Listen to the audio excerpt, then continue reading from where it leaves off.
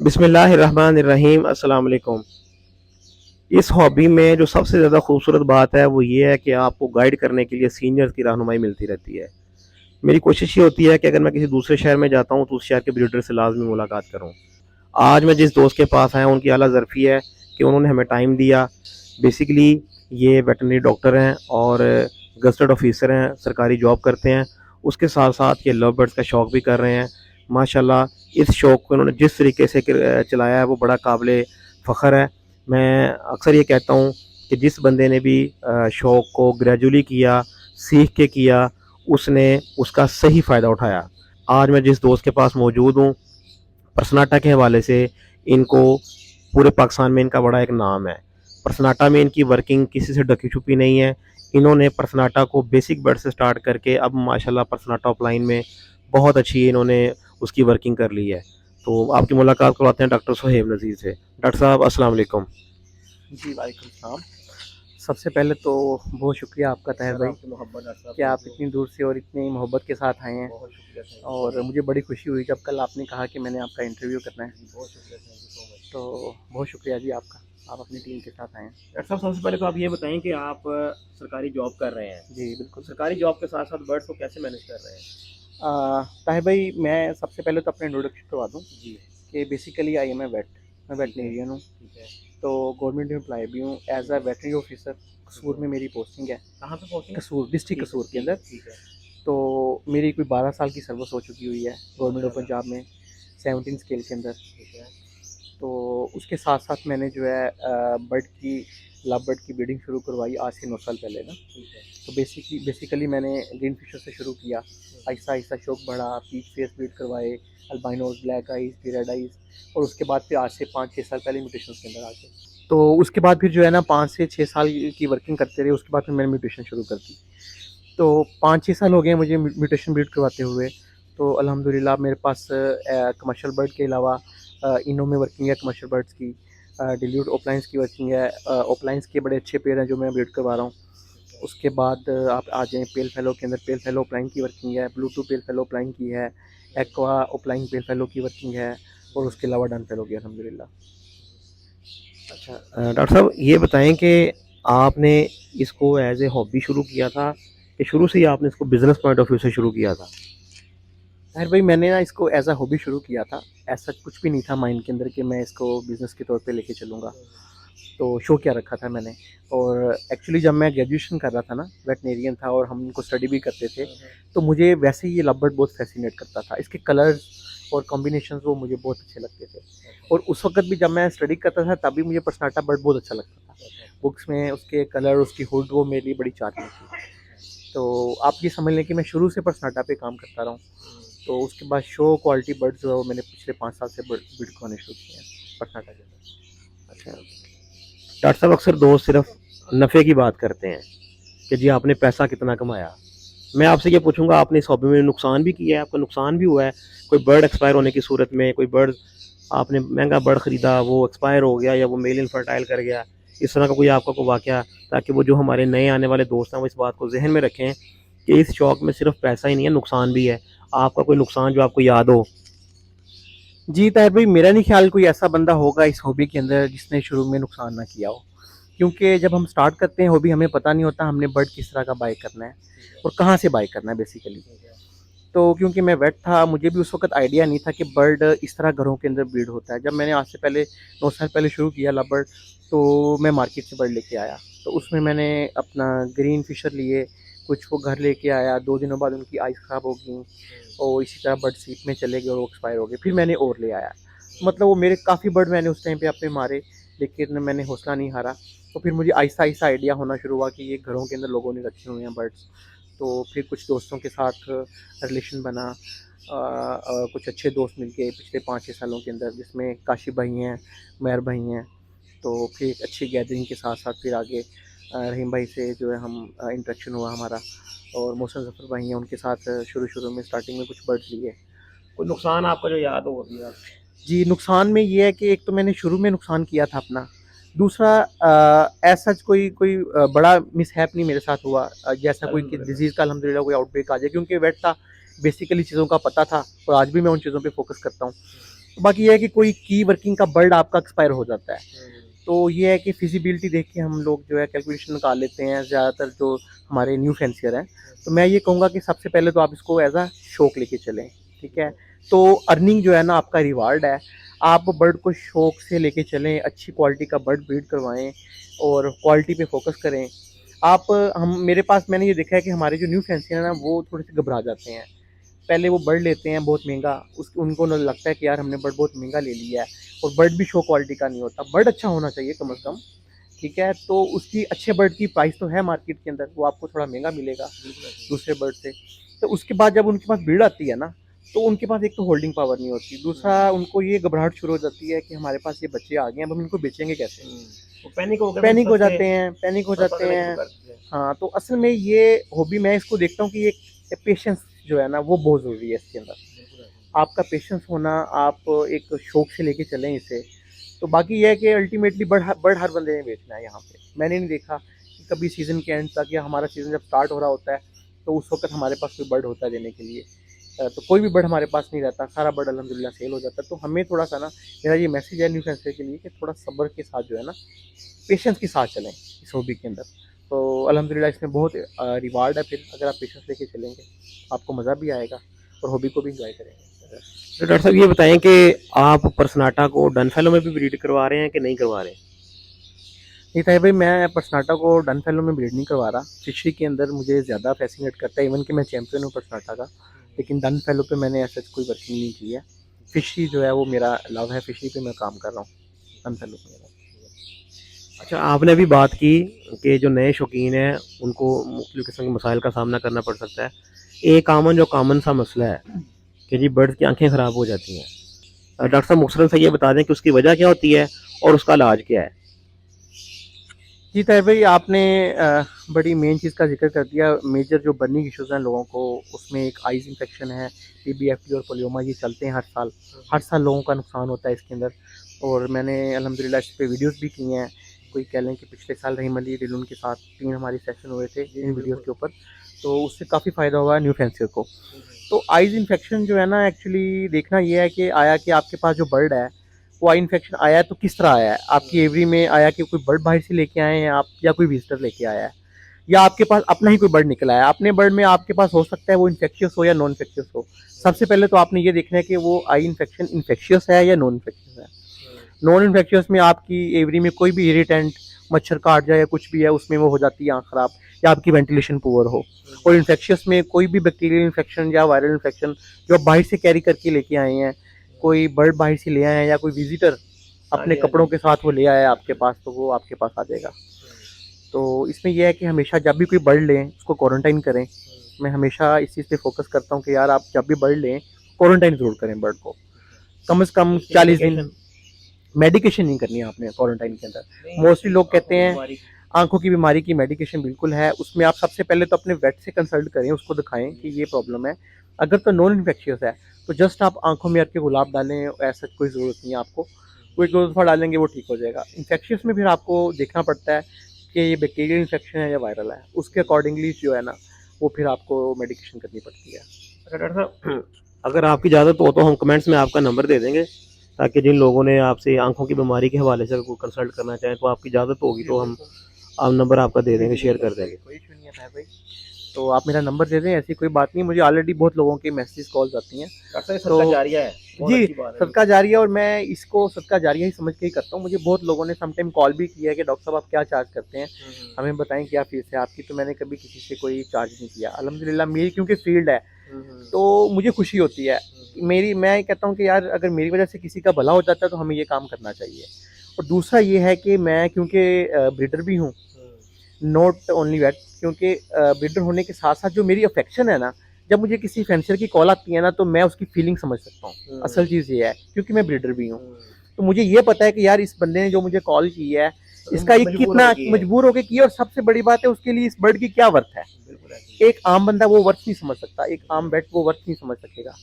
तो मुझे उसकी वर्थ का आइडिया होता है कि यार इसका कितना की बर्ड है। तो अल्हम्दुलिल्लाह बहुत सारे लोगों को इश्यूज आते हैं और हर साल आते हैं और उनको रिजॉल्व करते हैं।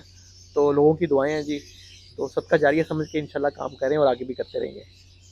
अच्छा डॉक्टर साहब, एक अहम सवाल है। आप माशाल्लाह वेटरनरी डॉक्टर हैं, आप इस चीज़ को बड़ा बेहतर तरीके से समझ सकते हैं कि अगर एक बर्ड की उम्र भी पूरी है, आप उसको विटामिन भी पूरे दे रहे हैं, लेकिन वो फिर भी ब्रीड नहीं करता, तो उस पे सब्र के अलावा कोई और हल होता है उसका? ताहिर भाई देखिए, मैंने सब्र पे वही बात आ गई, फिर पहले मैंने आपको बताया कि सब्र ही इसमें जो है ना, कह लें कि ये जो पिलर्स है ना इस हॉबी के, उसमें एक इम्पोर्टेंट फैक्टर में ये आपका सब्र जो है, पेशेंस जो है वो बहुत ज़रूरी है। तो पेशेंस के बगैर तो कुछ भी नहीं है। मैं कहता हूँ जिसमें पेशेंस नहीं है वो इस हॉबी में ना आए। तो जब आपके बर्ड की एज पूरी है, विटामिन भी आपने दे दिए, हर चीज़ दे दी, तो फिर जो है आपको थोड़ा वेट करना चाहिए। मेरे पास भी स्टिल अभी कुछ बर्ड्स हैं जो मेरे की बर्ड्स हैं, जहाँ पे हमारा ज़्यादा फोकस होता है, ऑलमोस्ट वहीं से हमें डिले हो रहा होता है। जहाँ पे हमारी एक्सपेक्टेशंस होती हैं ना, हमारा फोकस ज़्यादा होता है, अल्लाह की तरफ से वहाँ से डिले होता है। मेरे पास अभी डनफेलो के पेड़ हैं, मेरे पास पहले क्लच के भी लेंग नहीं आई, अल्हम्दुलिल्लाह लोडेड हैं बर्ड, तो आ जाएगी 2-4 दिन में। लेकिन ये है कि सब्र कर रहे हैं, तो पैनिक नहीं हो रहे उसके अंदर हम। तो सब्र करना जो है वो पेशेंस बहुत ज़रूरी है इसके अंदर। तो डॉक्टर साहब, इनफर्टिलिटी का भी कोई एक फार्मूला बता दें, इनफर्टिलिटी का कोई सोल्यूशन बता दें? ताकि भाई इनफर्टिलिटी जो है ना, ये मल्टीपल फैक्टर्स हैं इसके अंदर कि बर्ड इनफर्टाइल क्यों करते हैं आपके। उसमें सबसे पहले आपके बर्ड का कंडीशन में होना बहुत ज़रूरी है। अगर आपके बर्ड्स कंडीशन में नहीं है तो वो इनफर्टाइल करेंगे। हम लोग जब बॉक्स लगाते हैं, हम इकट्ठे सारे बर्ड्स को, पेयर्स को बॉक्स लगा देते हैं, तो हमें उनकी कंडीशन को देखते हुए वन बाय वन जो बर्ड हमें नज़र आते हैं कि ये कंडीशन में, उनको हम बॉक्स दें। उसके बाद बर्ड की एज पूरी करें। जहाँ पे आपकी फीमेल ज़्यादा एज की है, मेल छोटी एज का है, हम ये नहीं देखते कि ये पेयर प्रॉपरली बॉन्ड है, हम जाके उसको बॉक्स लगा देते हैं।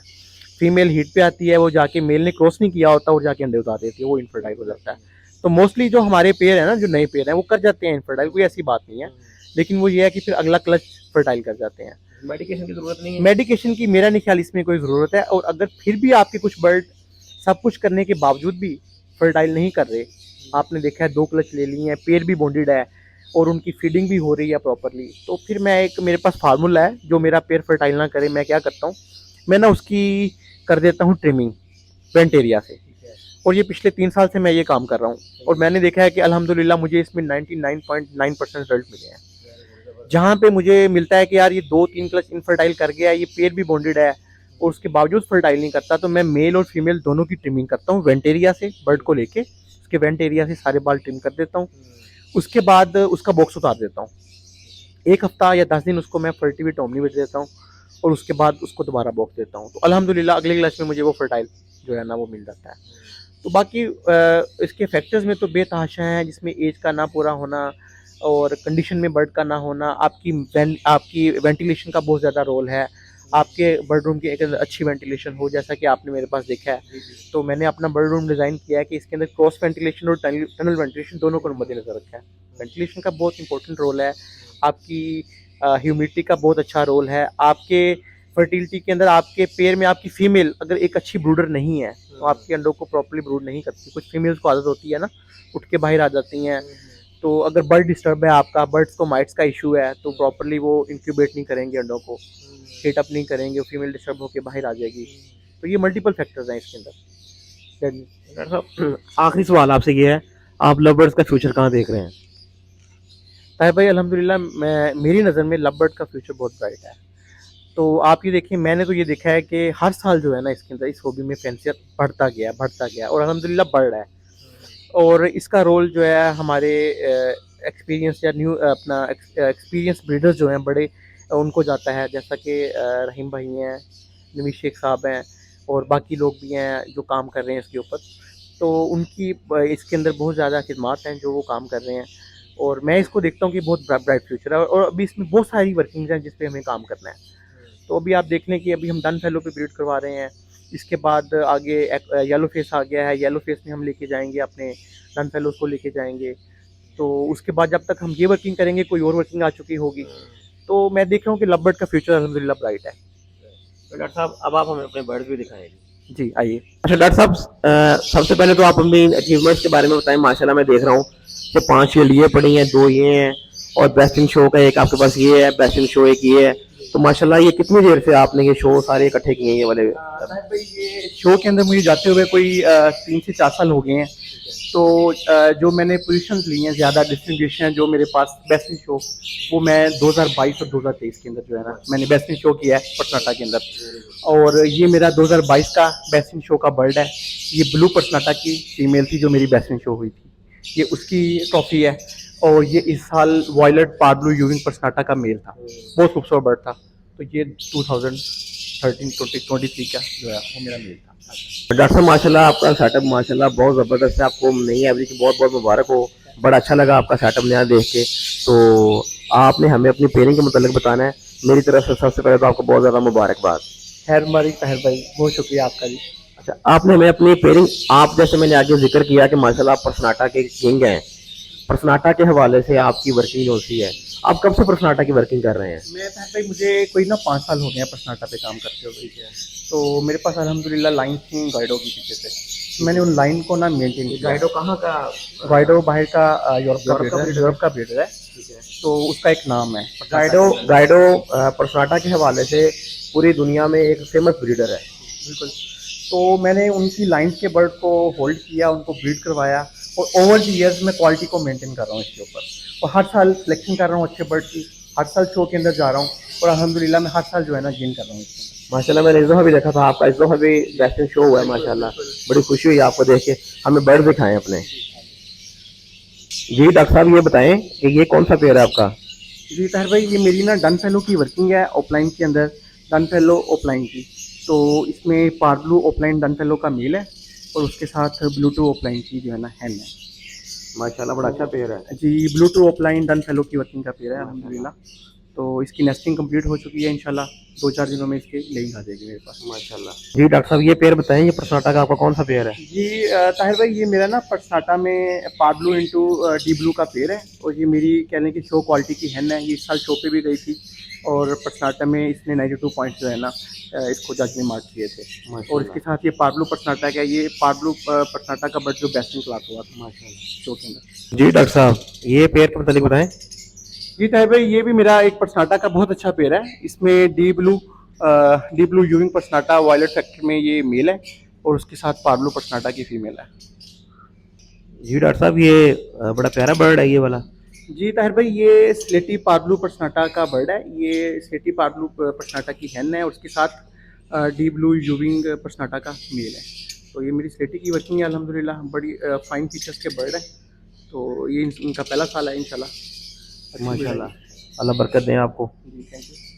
जी डॉक्टर साहब, इस पेयर के मुतालिक बताएं। जी ताहिर भाई, ये मेरा सबसे फेवरेट पेयर है पर्सनाटा का, और ये मेरा अल्हम्दुलिल्लाह ये बर्ड बेस्ट इन शो भी हुआ है इस साल का। बहुत प्यारा बर्ड है माशाल्लाह। जी जी, 2020 के अंदर जो है ना ये मेरा इसका बेस्ट इन शो का बर्ड है पार्ब्लू यूनिक पर्सनाटा के अंदर, और इसके साथ वायलेट पर्सनाटा की फीमेल लगी हुई है। माशाल्लाह बहुत प्यारा पेयर है। जी डॉक्टर साहब, ये पेयर के मुतालिक बताएं। ब्लूटू ओपलाइन पेल फेलो की वर्किंग का ये पेयर है मेरा पेल फेलो के अंदर। तो इसमें पार्ब्लू ओपलाइन पेल फेलो की फीमेल है, और blue two split opaline split pale fallow का मेल है। तो ये मेरे घर की लाइन है। ये पिछले साल के मेरे जो कंफर्म हुए थे ब्लूटू के बर्ड्स, तो उनको इस साल मैंने जो है ना पार्ब्लू के साथ जो है पेयर अप किया है। माशाल्लाह बहुत प्यारा पेयर है। जी डॉक्टर साहब, ये भी सेम पेयरिंग है? जी ताहिर भाई, ये भी same blue two opaline pale fallow की वर्किंग का पेयर है। सेम उसी तरह इसमें violet parblue opaline pale fallow की फीमेल है, और blue two split opaline split pale fallow का मेल है। माशाल्लाह। जी डॉक्टर साहब, इस पेयरिंग के मुतालिक बताएं। जी ताहिर भाई, ये मेरा पेल फेलो का बहुत ही खूबसूरत पेयर है। माशाल्लाह ब्राइटनेस इसकी और कलर जो जी, शार्पनेस है, डन फैलो लग रहा है। जी बिल्कुल, ये नियर टू डन फेलो, काफ़ी कंफ्यूज करता है लोगों को बर्ड। तो ये वॉयलेट पेल फेलो का मेरा है, पिछले साल का मेरा, ठीक है। और इसके साथ पार्ब्लू ओपलाइन स्प्लिट पेल फेलो की फीमेल है। और ये फेलो का जो बर्ड है, ये इस साल LSP शो के अंदर बेस्ट इन फेलो जो है ना क्लास में बेस्ट इन क्लास आया था माशाल्लाह। फेलो की। तो माशाल्लाह। अल्हम्दुलिल्लाह बड़ा खूबसूरत बर्ड है। अल्लाह बहुत बरकत दें आपको। Thank you. जी डॉक्टर साहब, ये कौन सा पेयर है आपका? जी ताहिर भाई, ये ना एक्वा ओपलाइन पेल फेलो की वर्किंग का पेयर है। इसमें पार्ब्लू ओपलाइन पेल फेलो की फीमेल है, और मेल जो है वो मेरे पास है एक्वा B1 ओपलाइन का। तो इसमें अल्हम्दुलिल्लाह स्प्लिट्स आएंगे मेरे पास, जो स्प्लिट पेल फेलो होंगे एक्वा ओपलाइन B1 आएंगे। जी डॉक्टर साहब, इस पेयर के मुतालिक बताएं।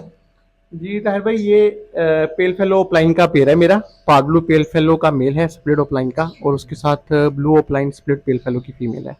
माशाल्लाह। डॉक्टर साहब, इस पेयरिंग के मुतालिक बताएं। माशाल्लाह बड़ा अच्छा पेयर है ये वाला। जी ताहिर भाई, ये यंग पेयर है मेरा, पर्सनाटा की वर्किंग का, इस साल के बर्ड्स हैं ये। तो इसमें कह लें कि पार्ब्लू यूविंग पर्सनाटा की फीमेल है और डी ब्लू पर्सनाटा का जो है ना मेल है। तो अल्हम्दुलिल्लाह ये पेयर अप के लिए छोड़ा हुआ है, ऑलमोस्ट 90% पेयर अप हो गया। तो इसको मैं इंशाल्लाह 1 माह के अंदर बॉक्स दे दूंगा। डॉक्टर साहब माशाल्लाह ये बहुत प्यारा पेयर है आपका, अल्लाह आपको इसमें बहुत बरकत दें। ज़रा व्यूअर्स को बताएं इस पेयरिंग के मुतालिक। जी ताहिर भाई, ये मेरी डन फेलो में ओपलाइन की वर्किंग का पेयर है। इसमें blue opaline split done fellow का मेल है और पार्ब्लू ओपलाइन स्प्लिट डन फेलो की फीमेल है। माशाल्लाह। तो अल्हम्दुलिल्लाह इसकी फर्स्ट लेइंग जो है ना बिल्कुल फीमेल लोडेड है, तो 1-2 दिनों में इसकी लेइंग आ जाएगी इसमें से बहुत क्लास के इंशाल्लाह डन फेलो आएंगे आपको इंशाल्लाह। इंशाल्लाह। जी सोहेब भाई, इस डन फेलो के मुतालिक बताएं। जी ताहिर भाई, ये मेरा डन फेलो का green opaline यूविंग done fellow violet factor के अंदर का मेल है ये, और इसके साथ पार्ब्लू ओपलाइन स्प्लिट डन फेलो की फीमेल है। ये फीमेल के साथ पेयर अप किया है जी इसको, ये फीमेल है, तो ये ऑलरेडी पेड अप है पेड़ ना। तो आपने मैं इनको बस इकट्ठे क्यों नहीं छोड़ा फिर अभी आपने इनको? तो मैं इनकी ना एज पूरी करवा रहा हूँ। तो अच्छा, मेल की एज थोड़ी सी कम थी, फीमेल क्योंकि ब्लैक ही बर्ड है, ये रेडी है, तो मैं थोड़ा वेट कर रहा हूँ 1 मंथ तक इनको इंशाल्लाह जो है ना बॉक्स दे दूंगा। चले माशाल्लाह बहुत प्यारा पेयर, अल्लाह बरकत दें। माशाल्लाह जी, डॉक्टर साहब ने बड़ी बेहतरीन बातें की बर्ड्स कीपिंग के हवाले से, जो इन्होंने अपना नॉलेज था वो हमारे साथ शेयर किया। बर्ड्स इन्होंने सारे दिखाए माशाल्लाह, जो इनकी डन फेलो की वर्किंग है या पेल फेलो प्लान की वर्किंग है, इन्होंने सारी हमारे साथ शेयर की। मैं अक्सर ये बात कहता हूँ, जब हम यहाँ पे दाखिल हुए हैं तो उस वक्त भी लोग माशाल्लाह कोयटा से, इस्लामाबाद से दोस्त आए हुए थे, वो सब डॉक्टर साहब को पास आए थे। बेसिकली जो बंदा वर्किंग करता है, मेहनत करता है, लोग उसकी कदर भी करते हैं और उसको मिलने के ख्वाहिशमंद भी होते हैं। मेरी बुखारी साहब से बात हुई, वो माशाल्लाह कोयटा से तशरीफ़ लेके आए थे। वो बता रहे थे कि जी मैं डॉक्टर साहब के बर्ड्स देखने के लिए आया हूँ, तो बड़ी खुशी की बात है। तो आप तमाम दोस्तों से मेरी यही गुजारिश है कि जो भी इस हॉबी में नए आना चाहते हैं, ये जो इस काम को कर रहे हैं, तो आप सब ग्रेजुअली अपने आप को अपग्रेड करें, छलांगे ना लगाएं। ये बहुत अच्छी हॉबी है, इसमें आप एक हैंडसम अमाउंट अर्न भी कर सकते हैं, लेकिन शर्त एक ही है कि आप इस काम को सीख के करें और आहिस्ता आहिस्ता ग्रेजुअली अपग्रेड करें। डॉक्टर साहब आपका बहुत शुक्रिया, आपने टाइम दिया, थैंक यू सो मच। इंशाल्लाह जब नेक्स्ट चक्कर लगेगा उस वक्त भी आपके इंशाल्लाह ब्रीडिंग प्रोग्रेस के हवाले से भी एक वीडियो बनाएंगे इंशाल्लाह। Thank you so much doctor साहब, थैंक यू सो मच।